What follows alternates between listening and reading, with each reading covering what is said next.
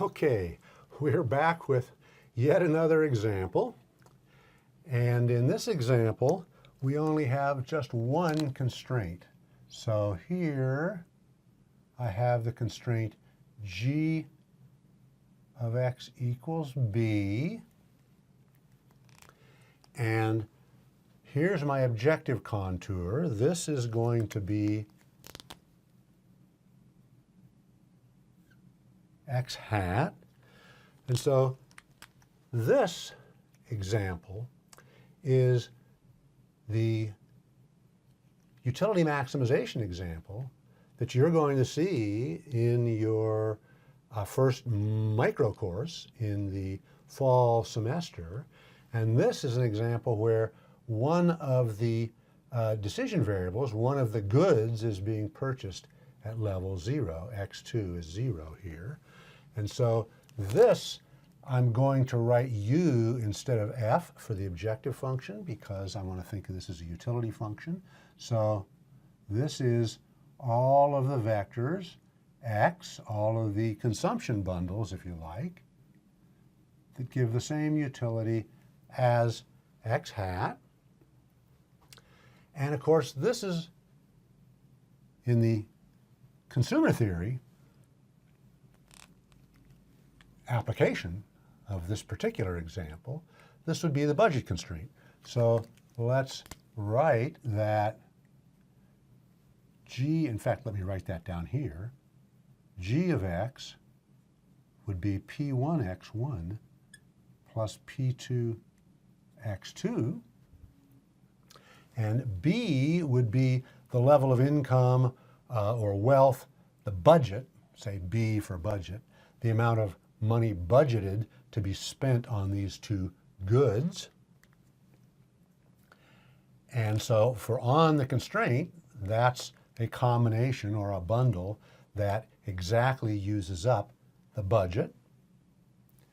Let's look at the gradients of the objective function and the constraint function. So here we have our objective function gradient. That would look about like this at x hat. And then here we have our objective function gradient. That would look about like this. That's supposed to be a straight line arrow here, not wheeling around like that. This would be the gradient of g. Notice that the gradient, I'll put that over here, the gradient of g is just the vector of prices. The first derivative of the g function is p1, and the derivative with respect to the second variable is the other price, p2. So the gradient of the g function, or expenditure function, is just the vector of prices. So that's this gradient here. And so let's note that the gradient of f, let's write this in this color here. The gradient of f is not equal to a multiple of the gradient of g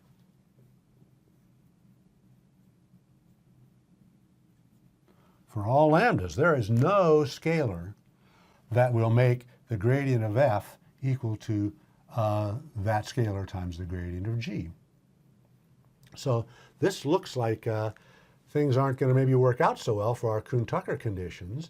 On the other hand, it's pretty clear in the picture that x hat is a solution of our utility maximization problem subject to constraint. Let me even do what I've been doing. Let's just draw this thing here to point out that it's down here where the constraint set is. That's the feasible set. It's the triangular region down here. And so it doesn't look good for the Kuhn-Tucker conditions, but it certainly looks good for this being a solution. So that's a little suspicious. So it does seem clear geometrically, visually, that x hat is the unique bundle that maximizes utility among the bundles in the budget set, the feasible set. So let's just put in here, that clearly is a solution. So first thing to check is, well, are the concavity and convexity assumptions of our Kuhn-Tucker theorems satisfied? And let's move back to our theorems and check that out. The single constraint has a linear constraint function, so it is certainly quasi-convex. So in both of the theorems, our constraint function does what it's supposed to do. It's quasi-convex. Our objective function is quasi-concave. It's only barely quasi-concave, but it is. Our objective function is quasi-concave, and its gradient is not the zero vector. So our second order or curvature conditions for both theorems are satisfied. Quasi-concave objective function with a non-zero gradient. So it had better be the case that the Kuhn-Tucker conditions are satisfied if those theorems are actually going to be correct, because it's clear this is a solution to our problem. So let's go back to the Kuhn-Tucker conditions. And so here something new is happening. So what we have the gradient of f is not equal to lambda times the gradient of g, but let's also notice that x1 hat is positive and x2 hat is 0. So with x1 hat positive, what my first Kuhn-Tucker inequality says is it's got to be the case that the derivative of f with respect to x1 is a multiple of the derivative of the gradient function with respect to x1, which of course is just p1.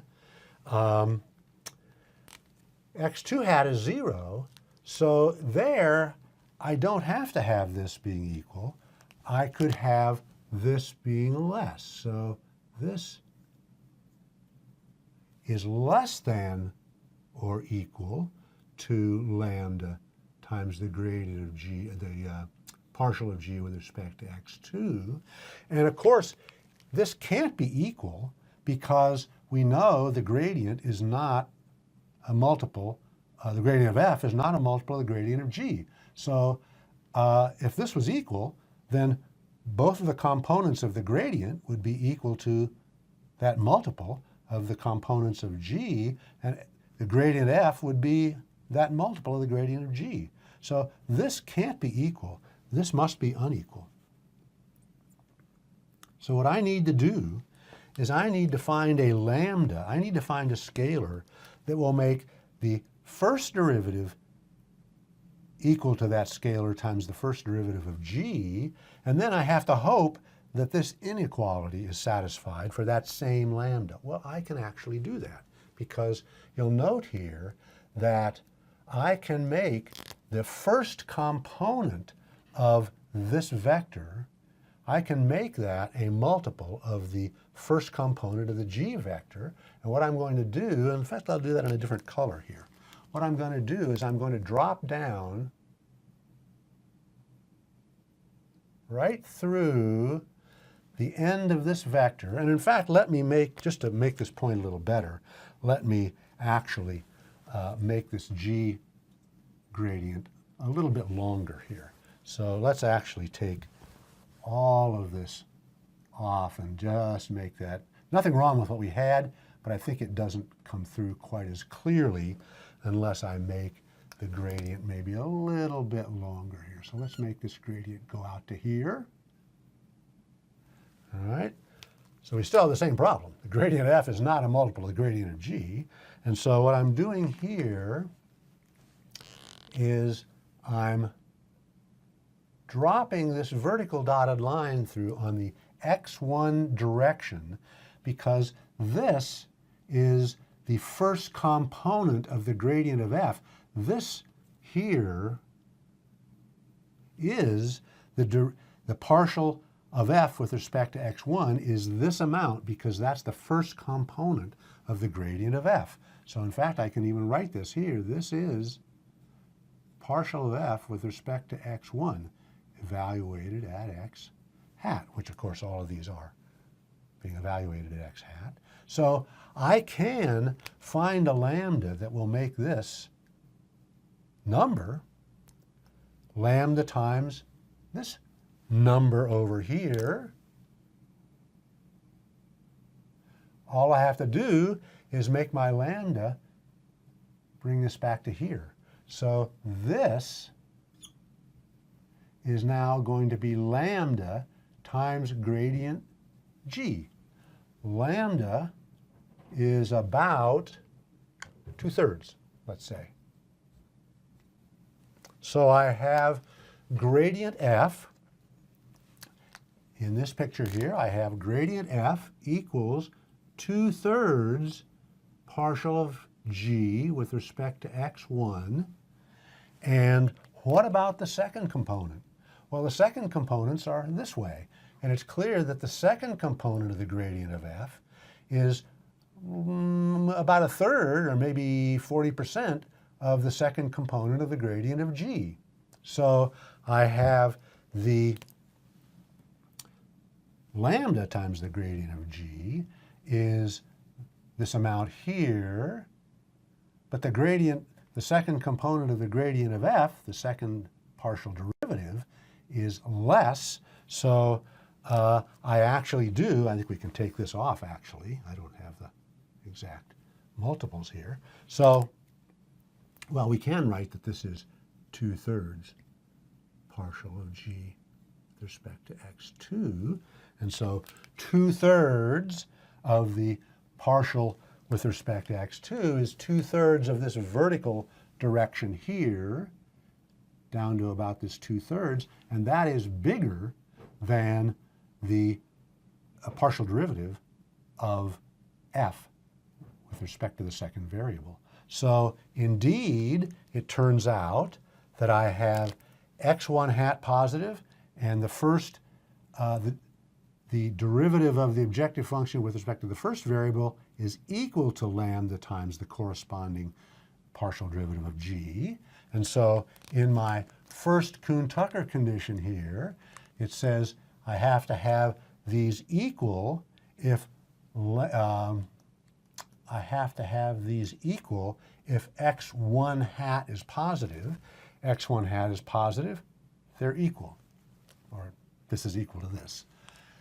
For x2, if x2 is 0, then we don't have to have the partial of f with respect to x2 equal to lambda times this partial, but I have to have it at least less than, and indeed it is here. So this is true, this is satisfied, and this is satisfied as well because the second component of the gradient of f is less than this lambda times the second component of the gradient of g.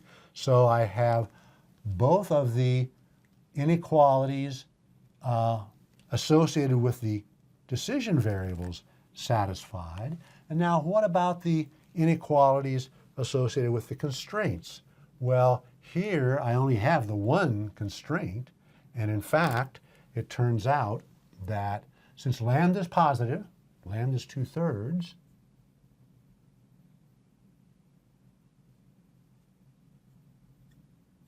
and that says that we have to have our g function, that we have to be on the constraint. The constraint has to be binding.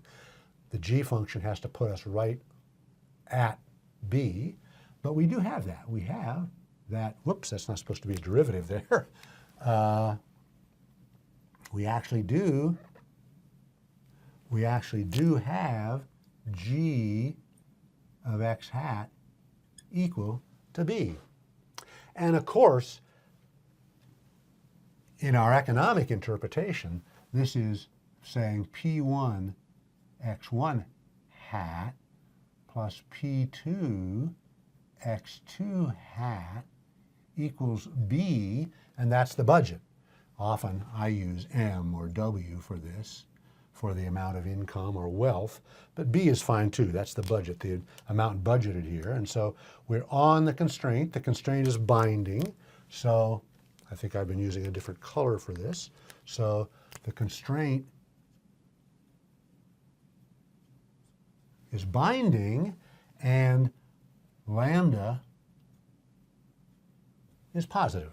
So we have indeed satisfied our second set of inequalities, the ones on the constraints, and of course there's only one because there's only one constraint. M is 1. So this is exactly the consumer maximization problem, the utility maximization problem, in the case where one of the goods is being consumed or purchased at level 0. And of course, I'm just doing this for 2 goods.